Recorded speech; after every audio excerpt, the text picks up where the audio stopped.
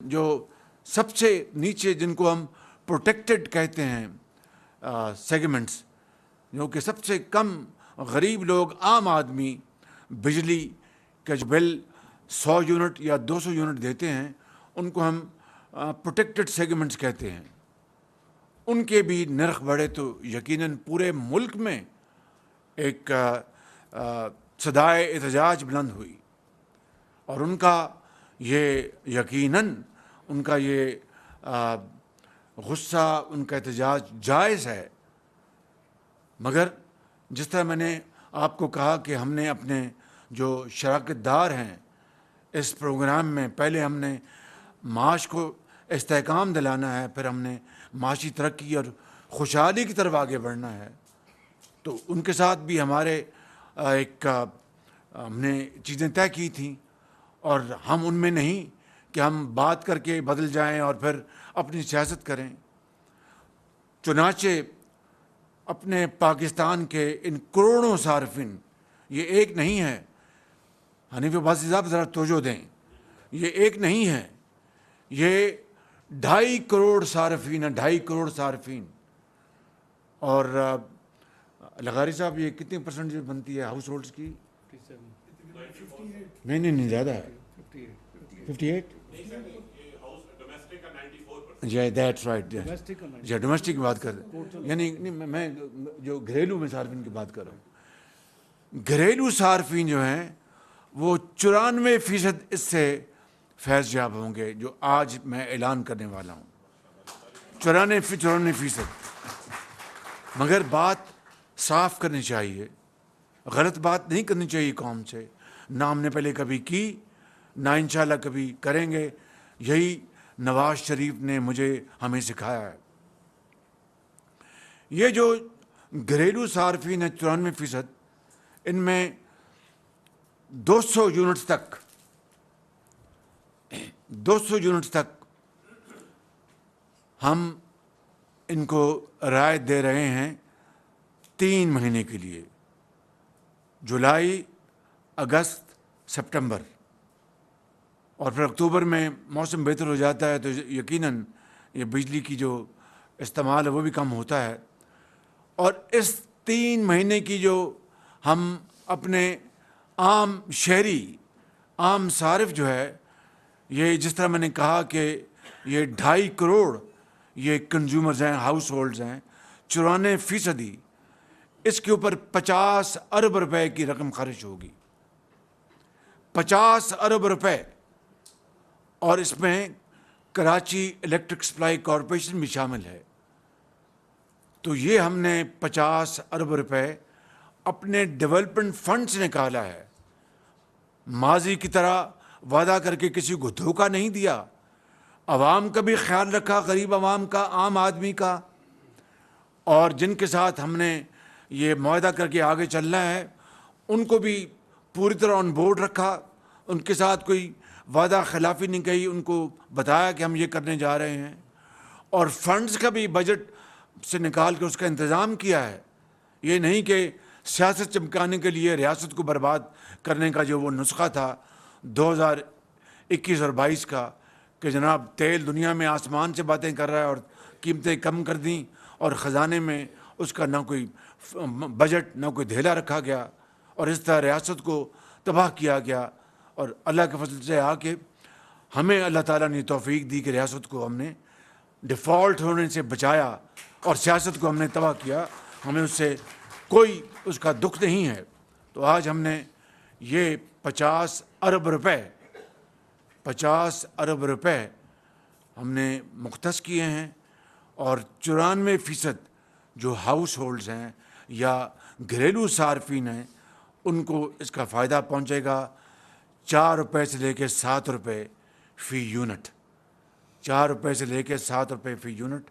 اور اس سے انشاءاللہ میں سمجھتا ہوں کہ جو جائز ایک مطالبہ ہے عام آدمی کا وہ انشاءاللہ پورا ہوگا. اب سوال یہ پیدا ہوتا ہے کہ اس کے بعد کیا ہوگا. یقیناً موسم بدلے گا، شدید گرمی کی جو اس کو تپش ہے. دیکھیے بجٹ جو ہماری ایک ضرورت تھی ملک کی کہ ہمیں IMF کے ساتھ پروگرام کرنا تھا. اگر اس کے بغیر کر سکتے تو میں آخری شخص ہوتا کہ ہم کہتا کہ IMF کے ساتھ ہمیں یہ کرنا ہے. وہ ہماری ایک مجبوری ہے, اور مجھے پورا یقین ہے کہ انشاءاللہ اگر ہم نے ایمانداری سے اور خلوص دل سے اور قربانی اور احسار سے ہم نے محنت کی شبانہ روز, اور جو اشرافیہ ہے جس نے پاکستان سے بے پناہ فائدے حاصل کیے ہیں, وہ پاکستان کو اب یہ واپس فائدہ لوٹائے. پاکستان کے 25 کروڑ عوام کو صاحب حیثیت جو ہیں اشرافیہ, جو دولت سے مالا مال ہیں, آج ان کا وقت آ گیا کہ وہ قربانی اور احسار کا مظاہرہ کریں. اور ساتھ صنعت و حرفت اور زراعت کو چلانے کے لیے حکومت پاکستان صوبوں کے ساتھ مل کر دن رات محنت کرے گی. بچت ہم کریں گے. ڈاؤن سائزنگ کا پروگرام شروع ہو چکا ہے, اور میں خود نگرانی کر رہا ہوں ان تمام اہم شعبوں کی. FBR federal board of revenue کی 100% ڈیجیٹائزیشن ہو رہی ہے. پرسوں میں کراچی میں تھا, وہاں پر سارے حالات سے آگاہی حاصل کی. اب آپ کو ایک مثال بتاتا ہوں. پاکستان کے اندر جو امپورٹس ہوتی ہیں یا ایکسپورٹس ہوتی ہیں, سالانہ $5 ارب کا فریٹ, یعنی بحری جہازوں کا کرایہ کہہ لیں عام زبان میں, $5 ارب خرچ کیا جاتا ہے. $5 ارب. یہ آپ سن کر آپ کو بہت حیرانگی بھی ہوگی اور آپ کی طبیعت بھی خراب ہوگی, لیکن بات یہ ایسی ہے کہ $5 ارب کا فریٹ سالانہ خرچ کیا جاتا ہے امپورٹس اور ایکسپورٹس کے اوپر. جو مایا ناز Pakistan national shipping corporation PNSC کے پاس صرف 12 جہاز ہیں. ان کی سال کی جو خالی تنخواہیں ہیں وہ $5 ارب ہیں. $5 ارب, یعنی فی جہاز کہہ لیجیے 48 کروڑ روپے آتا ہے یا 47 کروڑ روپیہ, اور صرف 12 جہاز. اب بتائیے کہ اگر ہم $5 ارب ہم ادا کر رہے ہیں اور ہمارے پاس جہاز ہیں, بنگلہ دیش کے پاس کئی سو جہاز ہیں, اور دوسرے ممالک کے پاس کئی سو بحری جہاز ہیں, ہزاروں میں, اور وہ خود وہ کرایہ جو ہے کماتے ہیں, ایکسپورٹس بھی کرتے ہیں, امپورٹس بھی کرتے ہیں. یہاں پر ہم $5 ارب ہم ادا کر رہے ہیں, اور اپنی ہماری فلیٹ کوئی نہیں ہے, اور تنخواہ جو ہے وہ $5 ارب سال کی. یہ ہے وہ ایک بدقسمتی سے ہماری شومی قسمت ہے کہ جو ملک کے ہر کونے کونے میں آج وہ دیمک کی طرح چاٹ رہی ہے. اس کا ہم نے علاج کرنا ہے, فوری طور پر علاج کرنا ہے. میں کہہ یہ رہا ہوں کہ مشکلات ہیں, مسائل ہیں, چیلنجز ہیں, لیکن اگر اس کی تدبیر کرنی ہو, حل نکالنا ہو, تو اللہ تعالیٰ سے دعا کر کے ہمت کرے انسان, تو کوئی مشکل نہیں رہ جاتی. تو میں سمجھتا ہوں کہ آج جہاں پر ہم نے یہ 50 ارب روپے سے یہ 3 مہینے کا اپنے غریب بجلی کے صارفین جو 92% ہے, 92% ہیں گھریلو صارفین, ان کو یہ ریلیف دیا جا رہا ہے.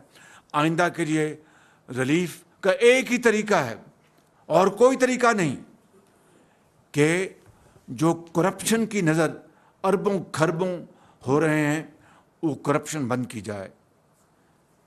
ابھی 1 ہفتہ پہلے ایک مقتدر ادارے نے ہمیں بتایا کہ صرف کراچی کی بندرگاہ پر سالانہ 1200 ارب روپے کی امپورٹ ٹیکسز چوری ہو رہے ہیں. اس لیے میں پرسوں وہاں پر تھا, اب میں نے FBR کی میٹنگ پھر رکھی ہے. 1200 ارب روپے کی چوری وہاں پر ہو رہی ہے کراچی کی بندرگاہ پر.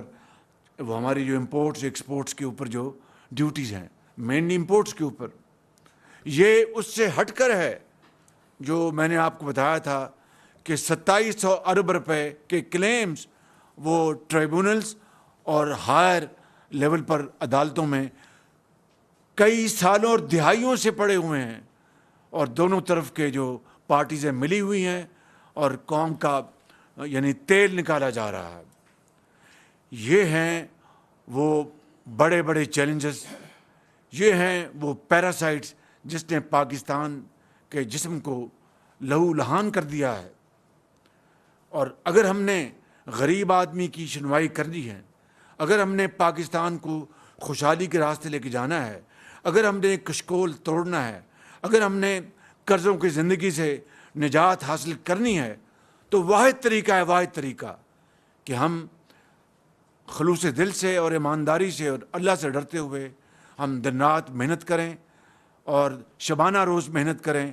اور جن طبقات نے، جنہوں نے پاکستان سے بے پناہ فائدے حاصل کیے ہیں، وہ پاکستان کو اس کا حق واپس لوٹائیں. اور جہاں تک میری ذمہ داری ہے، آپ نے مجھے نواز شریف کی تجویز پر اللہ تعالیٰ کے فضل و کرم سے مجھے آپ نے منتخب کیا. میں آپ سے وعدہ کرتا ہوں اپنی کابینہ کے جو قابل احترام ممبرس کی حوالے سے کہ انشاءاللہ ہم اپنی جان لڑائیں گے. کوئی رتی برابر بھی کوئی کسر نہیں چھوڑیں گے انشاءاللہ.